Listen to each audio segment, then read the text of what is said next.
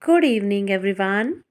So, this is Shalini, your facilitator for English, with yet another video on one of the most important chapters, the sermon at BENARES.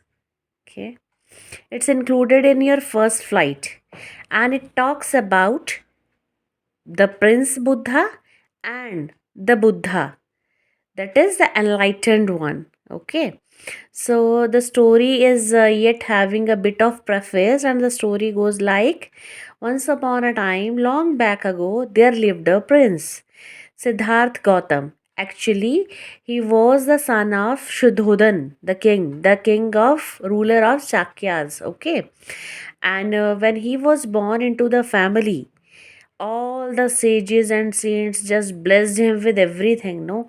And one of the sage, he just told Shuddhodan that this child will just leave the world in search of something, or if he'll become a ruler, he'll be a great ruler. So Shuddhodan did everything so that the child should not leave the palace and live within the premises, and again then he'll be a great king. Okay, now, what happened at the age of 12?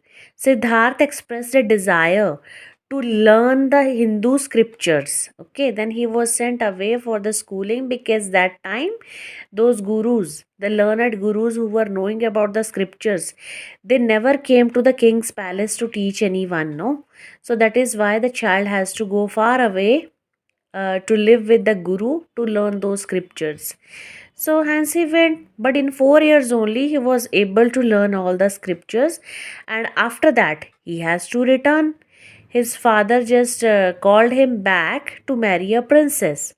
Now, before he could return back, he just felt the sufferings of the world. He was never been exposed to any of the sufferings. So while he was just returning back, that day he went with his charioteer, and he discovered that there is a sick man walking on the road.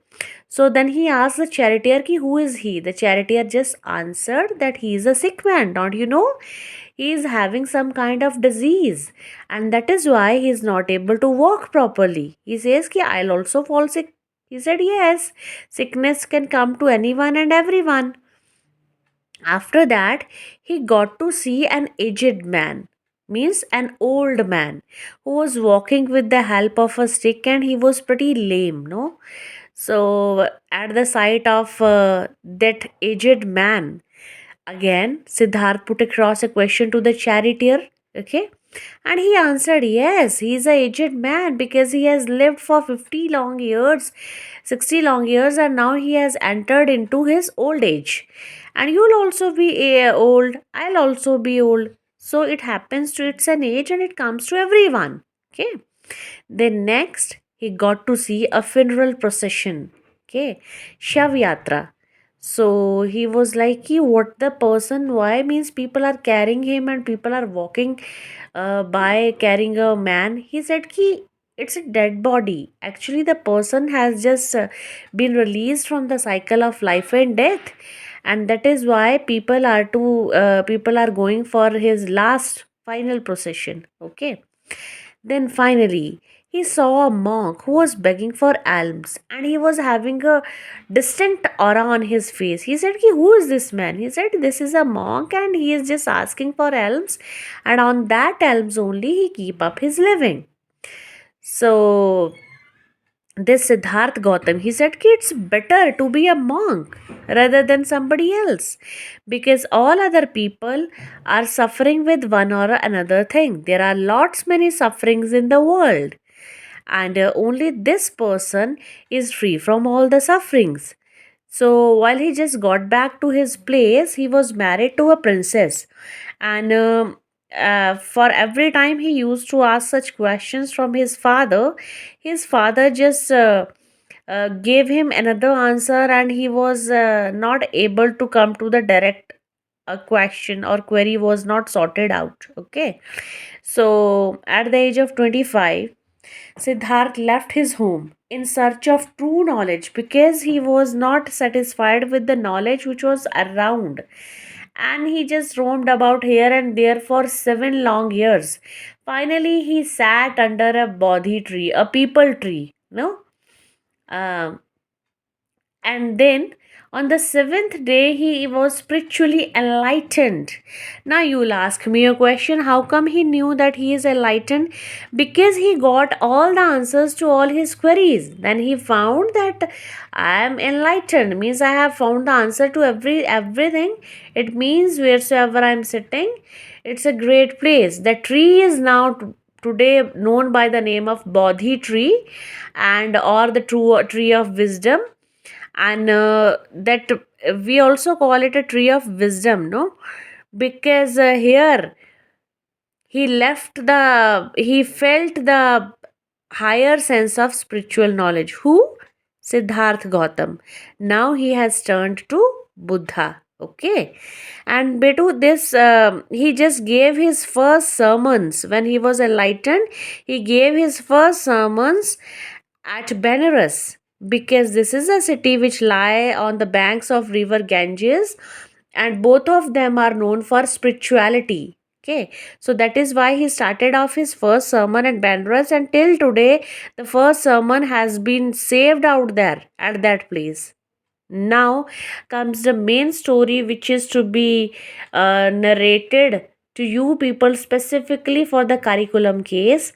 Now, this story talks about a female Kisa Gautami. She was the one who has just lost her son, but she could not believe that her son is no more. So she was moving from door to door asking for help, asking for medicine to revive the spirits of her son. But everybody was like, this lady has lost her senses, the boy is no more, and she is asking that his spirit should be revived. Now, one fine man suggested that, lady, we cannot give you any medicine to revive the spirits of your son, but you can go to Sakya Muni. He is having the solution to every problem. So Sakya Muni, nonetheless, Lord Buddha, Gautam Buddha. Okay, so she went under the Bodhi tree and she just requested that Sakya Muni, that, sir, please do something, give some medicine and revive the spirits of my son. He said, it's okay, I will, but you need to get a handful of mustard seeds. She said, fine, that would be pretty easy to fetch from the nearby village. I'll be fetching them up and it's okay. Now he laid a condition. He said, get a handful of mustard seeds from a home who has not lost his child, husband, parent, friend, or any of the relatives. She said, okay. So when she made a move to the village and she asked for a handful of mustard seeds, everybody was pretty happy in giving. But when she told the condition, everybody was like, please do not make us remember the adversities of our life, the sorrows of our life, the griefs of our life. Now she got to know that there is not even a single home in the village who hasn't lost any of the relative, friend, or a dear one. So she then realized that this is something which comes to everyone. Now, after that, while she made a move towards Sakya Muni, on the verge, on a place where there was a diversion to the place of Sakya Muni and to the village, she just got to see flickering lights. Then she understood that life is full of sorrows and joys, no? And they keep flickering according to our destiny.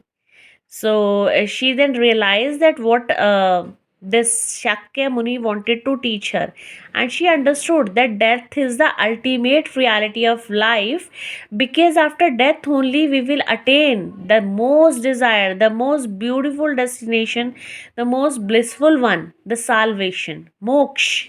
Okay, so and she also understood that death comes to everybody irrespective of rich, poor, old, young, everyone. No, death never distinguishes on the basis of anything. So this was the chapter which is based on the story of Kisa Gautami, and Buddha has also given us a few examples that if a father is loving his son dearly, he cannot stop death. He can't help death. He can't stand in front of death that he is my beloved son and don't take him away. No. Same ways as whenever the fruit is just ready, that is, it's ripe, it will never stay with the tree, it will always detach. Okay. So moreover, whenever a person dies, we cannot revive his spirits by crying on him. So because death is the ultimate truth of life, if today is his turn, tomorrow can be yours. So we should not shed tears, or we should not show grief. We should understand that it comes to everyone and anyone when the desired hour will come. We can also compare the story with Shakespeare's poetry. All the world's a stage, and all the men and women merely players. Okay, whenever our role is over on this beautiful stage called the world, no, we have to go away.